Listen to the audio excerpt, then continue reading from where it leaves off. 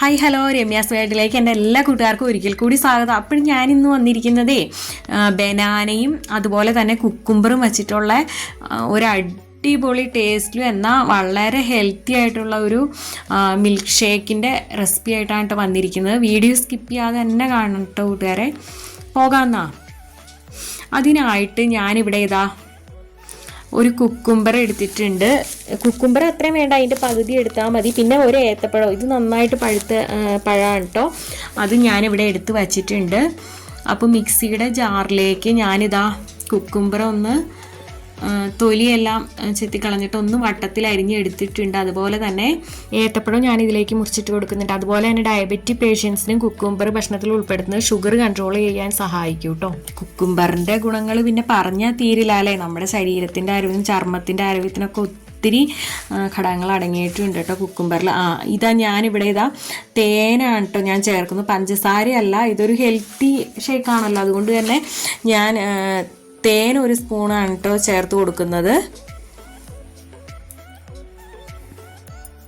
പിന്നെ ഇത് നന്നായിട്ട് പഴുത്ത ഏത്തപ്പഴമാണല്ലോ.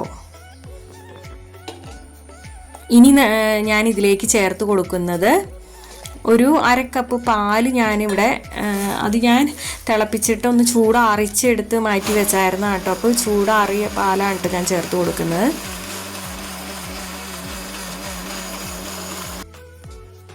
അപ്പം അങ്ങനെ നമ്മുടെ അടിപൊളി healthy and tasty banana cucumber smoothie ഇവിടെ റെഡി ആയിട്ടുണ്ട്.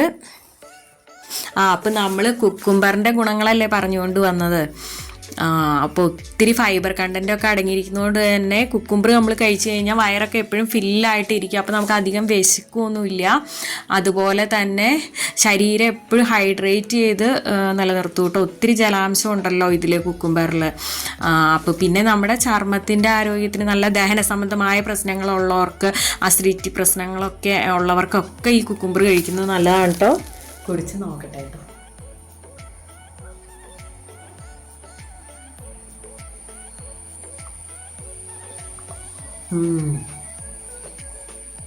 സൂപ്പർ. അപ്പം എല്ലാവരും ഇങ്ങനെയൊന്ന് ഉണ്ടാക്കി നോക്കണം കേട്ടോ. ഒരേത്തപ്പഴം, ഒരു ചെറിയ കഷ്ണം കുക്കുംബറും ഉണ്ടെങ്കിൽ നമുക്ക് ഈസി ആയിട്ട് ഉണ്ടാക്കാൻ പറ്റുമല്ലോ. അപ്പം എല്ലാവരും ഉറപ്പായിട്ടും ട്രൈ ചെയ്യണം. അപ്പം അടുത്ത നല്ലൊരു വീഡിയോ ആയിട്ട് വരുന്നതുവരെ okay, Tata, bye bye, thanks for watching.